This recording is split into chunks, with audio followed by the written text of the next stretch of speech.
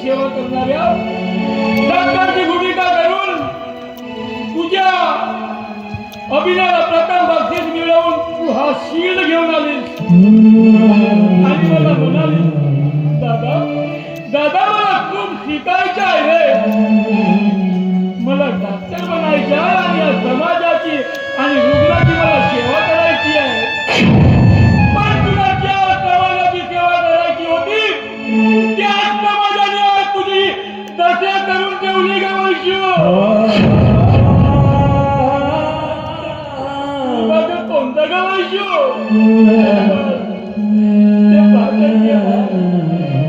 ते खाऊ घ्यावा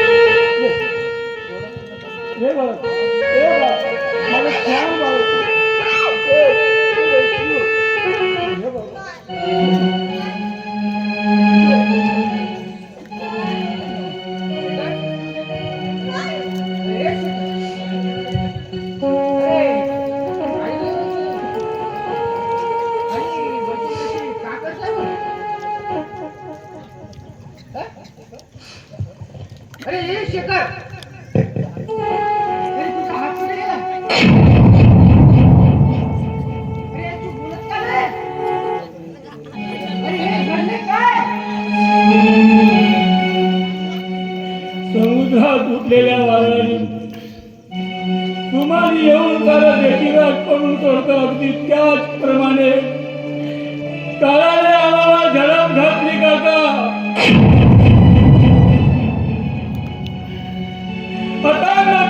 दुःखाच्या महासागरात आम्हाला लोटून दिलं. जिथं सुखाचा किनारा उरलाच नाही. आई वडिलांची छत्रछाया हरवल्यानंतर वैशालीचं शिक्षण आणि आपलं जीवन घडविण्यासाठी काका शहराला गेलो. पण पैसा आणि वसिल्याअभावी मला नोकरी मिळू शकली नाही काका. म्हणून मी एका कारखान्यात काम करू लागलोय. आणि पुढे रक्षाबंधनाचा सण होता आणि माझी ताई आतुरतेने वाट बघत आहे असं मला भाग झाला. आणि मी ओढ आहे म्हणून बरा तास काम करू लागलोय. पण एके दिवशी काळाने असा घात केलाय काका माझा संपूर्ण हातच तुटून पडला.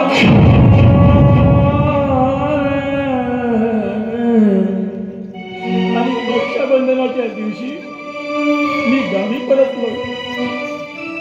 वैतूच्या हातून राखी बांधून घेतली आणि तिला गिफ्ट म्हणून मी साडी घेऊन मार्केट मधून आलोय.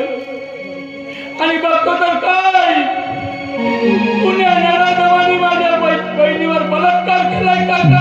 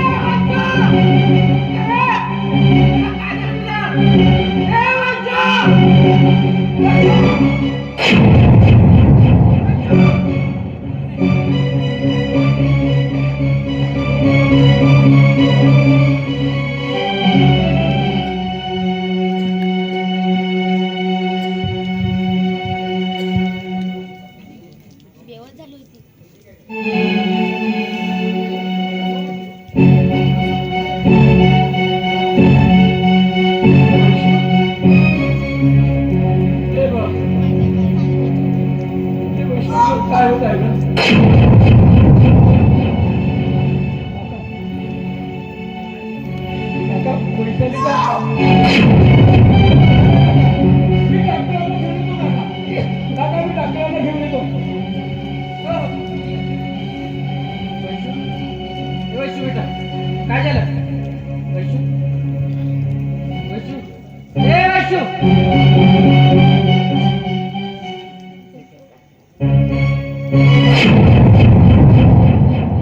काका काय झालं वैशालीला? काका काका तुम्ही बोलत का नाही काका?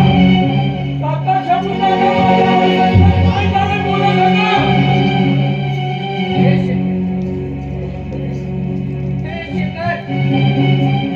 अरे वैशालीला दिवस गेला.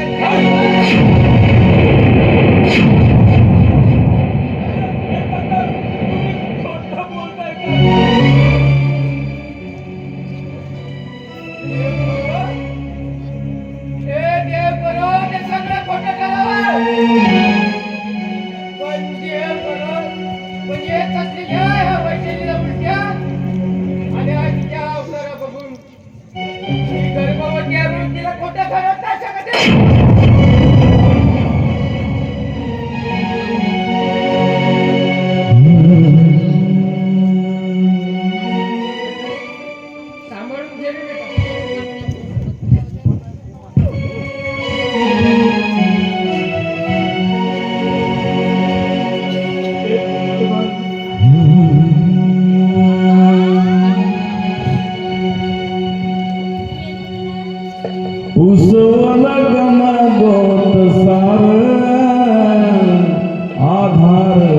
हे परमेश्वरा, अरे मी तुझ्यापर्यंत आजपर्यंत काहीच मागितलं नाही रे.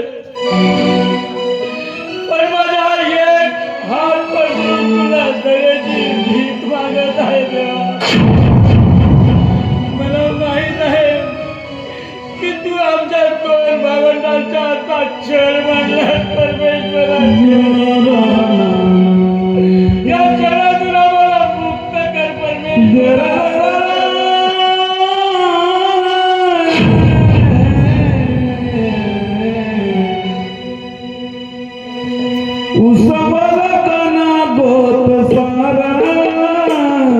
आधार कुणाचा नाही, भेटायला होई परजीना अंगार जीवाला जाळी पडते जुनाला विरज